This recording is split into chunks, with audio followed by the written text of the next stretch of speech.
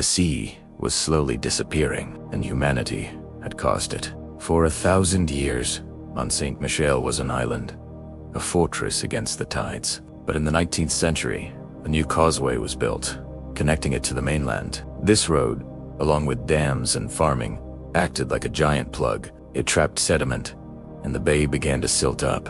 The sea was retreating. The island was being swallowed by land. Mont-Saint-Michel was dying. Was it already too late to save it? The process was slow but relentless. Year after year, the salt marshes grew, creeping closer to the rock. The powerful tides, once the island's greatest defense and defining feature, were weakening. The landscape was transforming from a dramatic seascape into a flat, grassy plain. The island was losing its soul, its very identity. Experts predicted that by the mid-21st century, the mount would be permanently landlocked, just another hill in a field. The wonder of the West would be gone forever. To save it would require a project of almost unimaginable scale and ambition. Could humanity undo the damage it had done? In the early 21st century, one of the most ambitious environmental restoration projects in Europe began. The plan was audacious. To give the bay back to the sea, the old causeway was torn down. A new, elegant bridge was built, raised on slender pillars that allow the water to flow freely beneath it. A complex new dam was engineered, designed to work with the tides, using the power of the river and the sea to flush the accumulated sediment back out into the English Channel.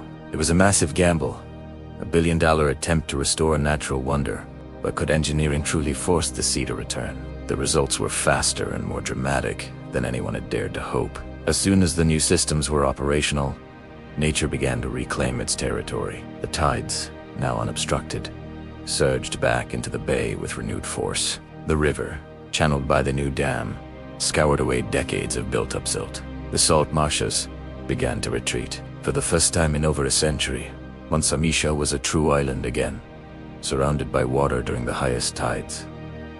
The project was a stunning success, but this new relationship between the mount and the sea is different. What has been learned? Today, Mont-Saint-Michel exists in a new, carefully managed harmony with the sea. It is a symbol not of conquest over nature, but of respect for it. The modern bridge allows access, but also acknowledges the power of the water. The project proved that, with vision, science, and humility, we can begin to heal the wounds we inflict on the planet. The island has been returned to the sea, not by abandoning it, but by understanding it. It is a beacon of hope, a testament to the idea that it's never too late to correct our mistakes. But the work is far from over. Restoring Mont-Saint-Michel's maritime character wasn't a one-time fix. It's an ongoing commitment. The bay now requires continuous monitoring. Engineers and environmental scientists are constantly tracking the currents, the sediment levels, and the health of the newly returned ecosystem. It's a delicate dance with nature, ensuring the channels we've cleared stay open and the salt marshes continue to thrive. And now, a new, more formidable challenge looms on the horizon.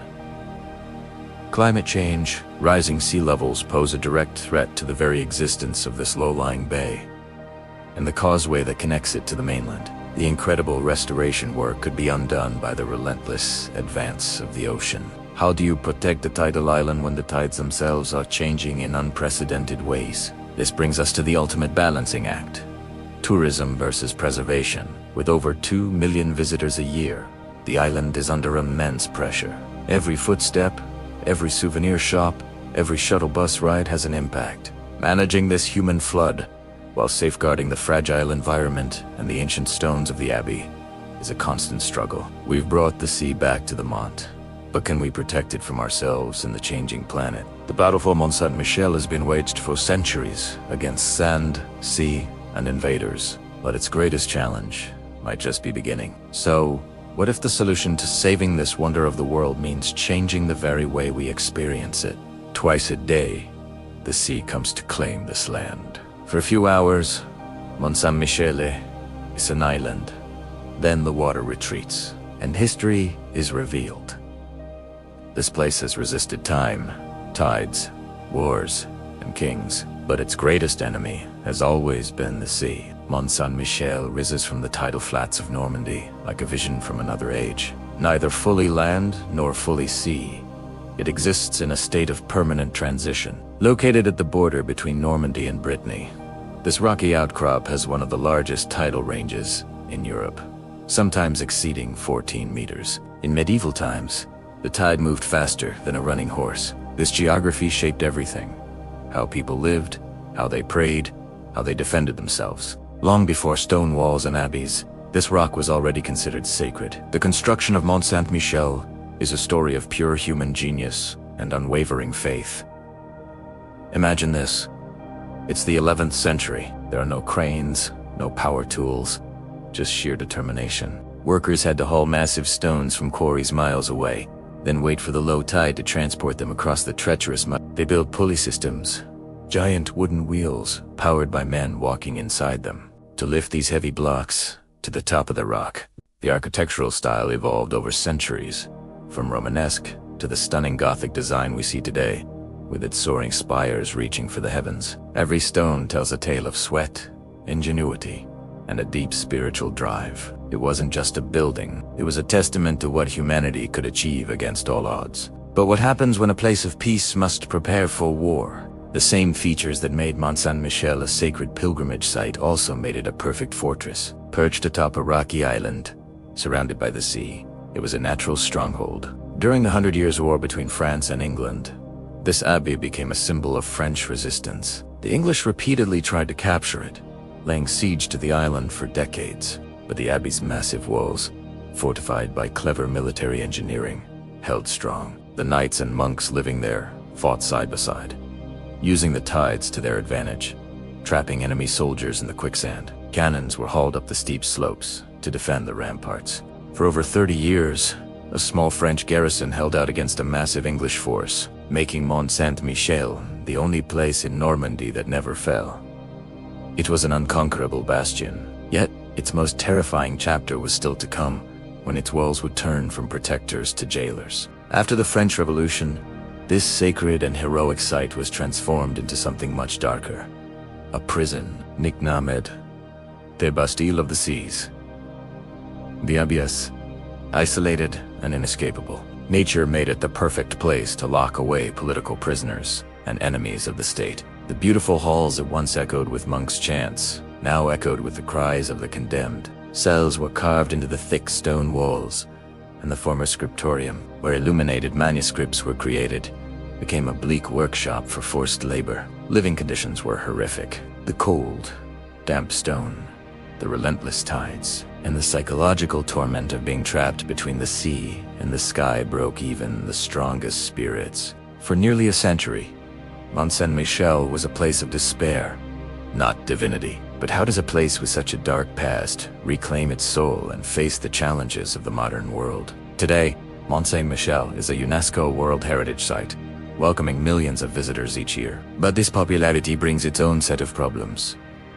The sheer number of people walking its ancient streets puts immense strain on the fragile structures. Tourism is both its lifeblood and its greatest threat. And then there's the environment. Over centuries, silt has built up around the island, threatening to connect it permanently to the mainland and destroy its unique tidal character. An enormous, multi-million-euro project was launched to restore the surrounding bay, including a new bridge that allows the water to flow freely again. This is a constant battle, preserving the delicate balance between nature, history, and the crowds of admirers. It's a living monument, constantly adapting to survive. So the next time you see that iconic silhouette, remember it's not just a beautiful castle, it's a survivor. This place of prayer became a place of punishment. After the French Revolution, religion lost its power. Mont-Saint-Michel was closed and transformed into a prison. Political enemies were locked inside its walls. Iron bars replaced altars. The island fell into decay until artists and writers began to speak out. Victor Hugo called it a pyramid in the ocean. Public pressure saved it from destruction. But how did a place built to elevate the soul become so perfectly designed to crush it? The transformation was swift and brutal. The new revolutionary government saw the abbey's remote, inescapable location not as a spiritual retreat, but as the perfect cage. They nicknamed it the Bastille of the Seas. The monks were expelled, and the abbey's sacred halls were repurposed. The beautiful refectory, where monks ate in contemplative silence, became a noisy workshop for forced labor. The delicate cloisters, once a place for quiet meditation, became a grim exercise yard. The architecture of faith became the architecture of fear. Every spiral staircase, every locked door, every thick stone wall that was built to keep the world out, now served to keep prisoners in. But what was life actually like for those condemned to this rock? For the prisoners, Mont-Saint-Michel was a living hell. Hundreds were crammed into the former monks' cells, exposed to the cold, damp sea air. Disease was rampant. The psychological toll was immense. Trapped between the relentless tides and the unyielding stone, some were even placed in specially designed wooden cages, where they couldn't stand up or lie down, left to waste away in darkness. The abbey, once a beacon of light, was now a place of profound despair. The structure itself began to crumble from neglect, its glorious stonework decaying, its treasures lost or sold. The wonder of the West was becoming a ruin.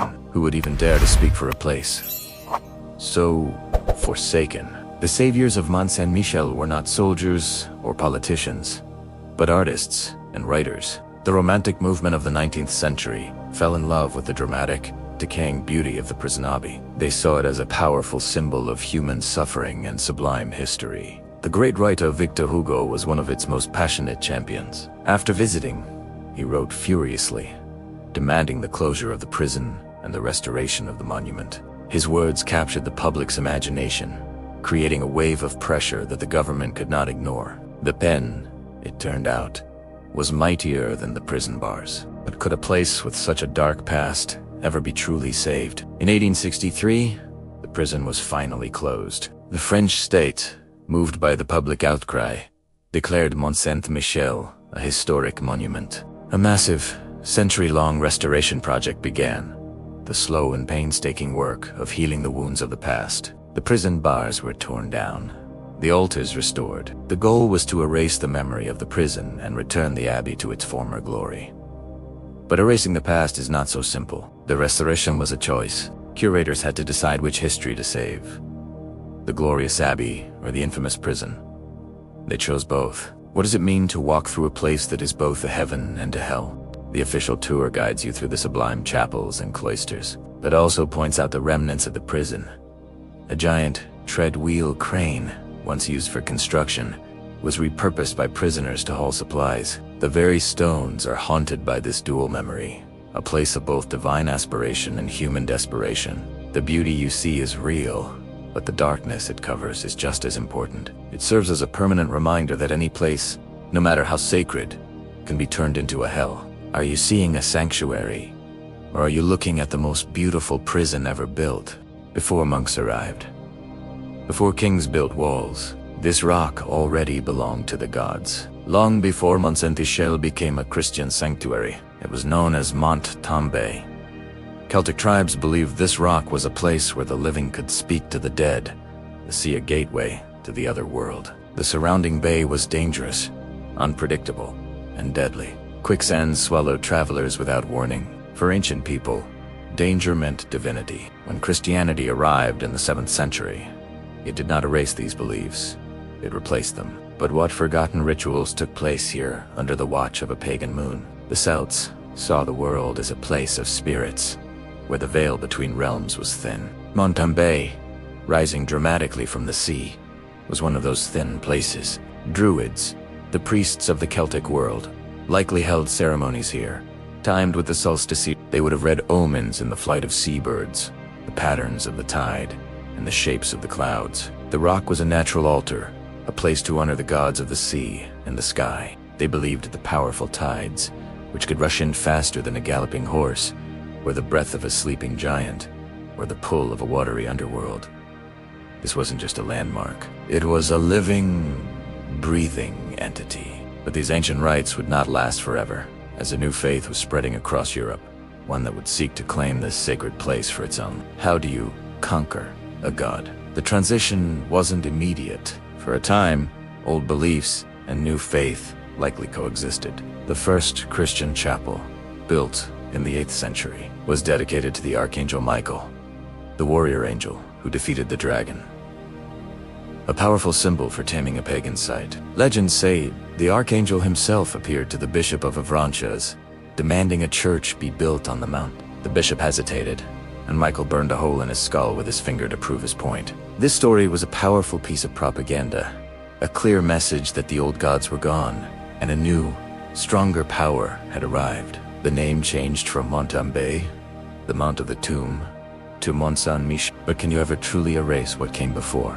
Even with the abbey built, whispers of the old magic remained. The local folklore of Normandy and Brittany is filled with tales of fairies, spirits, and mythical creatures connected to the bay. They tell of the Ankou, a ghostly figure who collects the souls of the dead, and of drowned cities that reappear on certain nights. These stories are echoes of the pre-Christian world, a time when the supernatural was a part of everyday life. The abbey itself was built over the site of a pagan temple, its foundations literally resting on the history it tried to replace. The monks may have prayed to their god, but the stones beneath their feet remembered other names, other rituals. What secrets are still buried under the abbey, waiting to be rediscovered? Today, we see Mont-Saint-Michel as a masterpiece of Christian architecture, a symbol of French history, but its soul is far older. The dark, atmospheric grating of the rocks, the abstract textures of the sand, the wind howling over the tidal flats.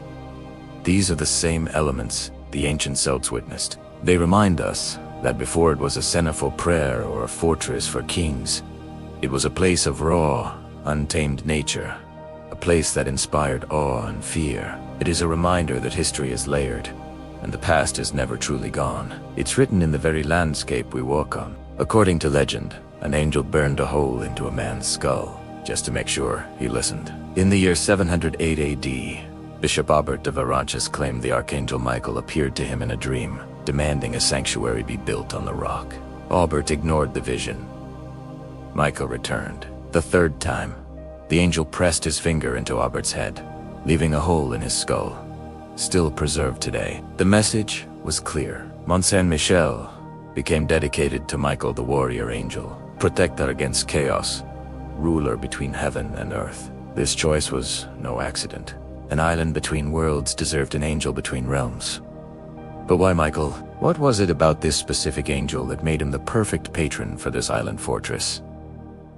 The answer lies in symbolism. Michael wasn't just any angel. He was the commander of God's army, the celestial warrior who cast Lucifer out of heaven. In Christian tradition, he is the weigher of souls.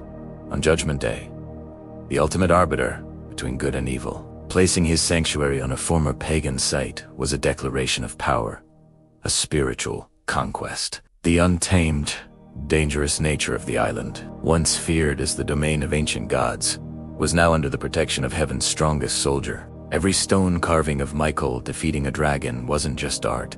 It was a message. It said that chaos had been tamed. But the angel's work was far from over. His image would soon be called upon to perform miracles of a different kind.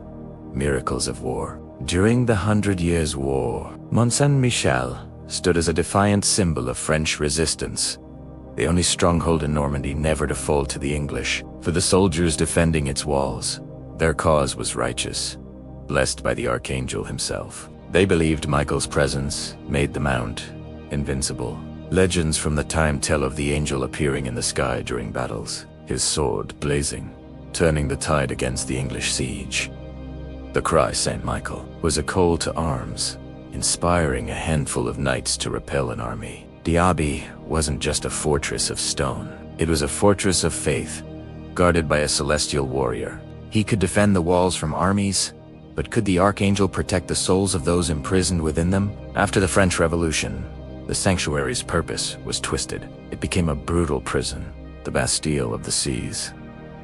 The divine protector now looked down upon unimaginable suffering. What did the angel mean to the prisoners locked in cold, damp cells? Was he a cruel joke, a symbol of a heaven they would never reach? Or was he a silent witness, a source of secret hope that justice would one day be weighed? The angel of judgment now presided over a place of profound injustice. The beautiful abbey, built as a stairway to heaven, had become a man-made hell. The prisoners are gone. The monks have returned. But the Archangel's final battle for the soul of the mountain is happening right now. and the enemy is one he cannot strike with a sword. Today, Michael's battle is against time, tourism, and the very sea that surrounds him. The bay, which once made the island a fortress, has been silting up for centuries, threatening to swallow the island back into the mainland. An immense restoration project, a modern miracle of engineering, was needed to preserve the island's maritime character. The Archangel, once a symbol of conquest, is now a symbol of preservation. His final mission is to protect this sacred place from being loved to death. Every stone here was carried by hand, up a mountain, surrounded by the sea. Building Mont-Saint-Michel was a 1,000-year construction project. There was no flat land, no easy access, no margin for error. Everything had to be lifted upward. Stone, wood, food, and water. The abbey became known as the Wonder. A vertica city stacked layer by layer, storage at the bottom, living quarters in the middle, and heaven at the top. Architecture followed belief. The higher you climb, the closer you come to God.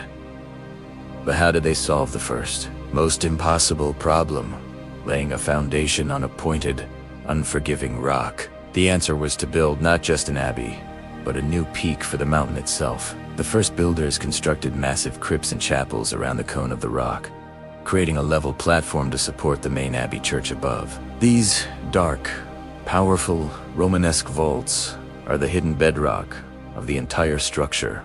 To lift the tons of granite, they engineered giant wooden treadwheel cranes, powered by men walking inside them like hamsters in a wheel. It was a brutal, slow, and dangerous process, entirely dependent on the rhythm of the tides. For centuries, this was the reality. But as faith reached for the heavens, so too did architecture. What revolutionary idea would allow them to build a city in the sky? This was the dawn of the Gothic Age, and the birth of La Merveille, the Mauve. This new northern section of the abbey is a masterpiece of lightness and grace. To create vast open spaces like the cloisters and the refectory on the sheer cliff face.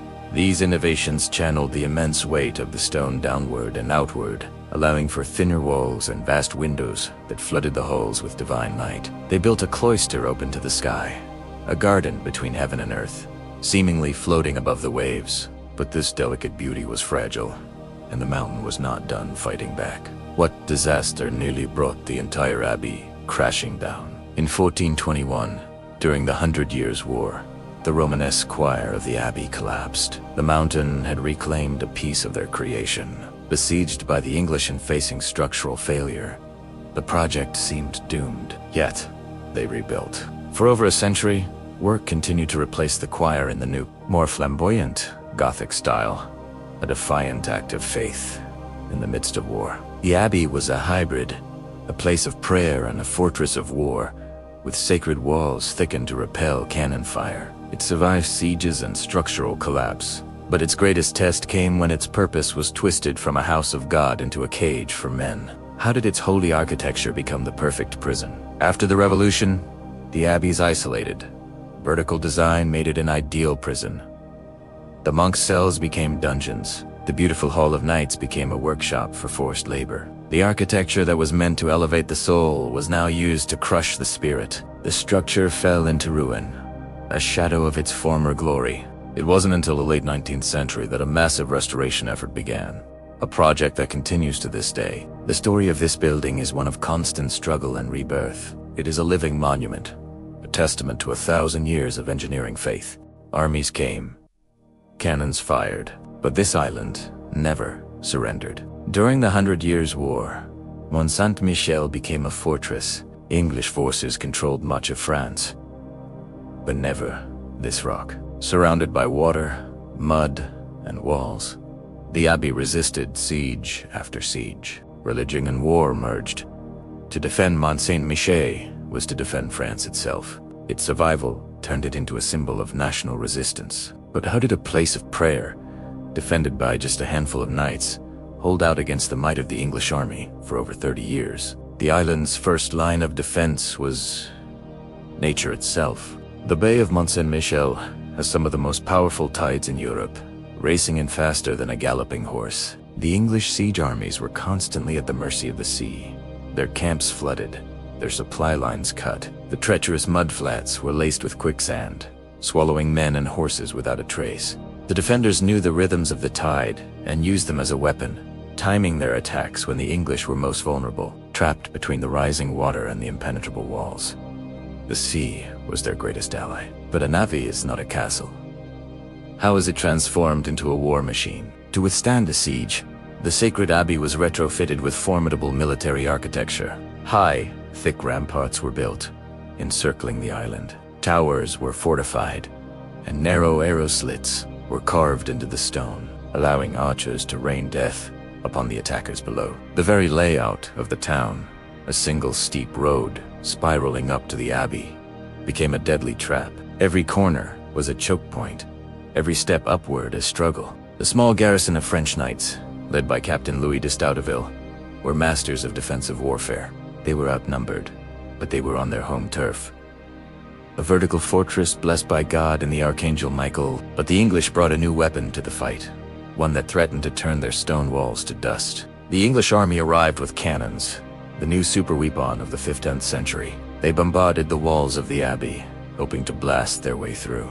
The sound of cannon fire echoed across the bay, a constant assault on the stone and the spirit of the defenders. The French responded by hauling their own cannons up the steep slopes, engaging in furious artillery duels. For the defenders, this was more than a battle. It was a holy war. They fought under the banner of Saint Michael, their protector, believing their victory was divinely ordained. The siege was a stalemate, a brutal war of attrition. The English could not break the walls, and the French could not break the siege, what finally ended the decades-long standoff. Ultimately, the English failed. After decades of trying, their siege was broken, not by a single decisive battle, but by the sheer, stubborn resilience of the defenders and the changing tides of the wider war. Mont-Saint-Michel's survival was hailed as a miracle, a symbol of France's ultimate victory. The fortress had held. It stood as a testament to the power of faith, geography, and unwavering courage. The story of its resistance became a cornerstone of French national identity, a legend of a sacred place that would not fall. If this story of epic defense captured your imagination, subscribe for more tales of legendary fortresses. Let us know in the comments which castle's history you want to uncover next.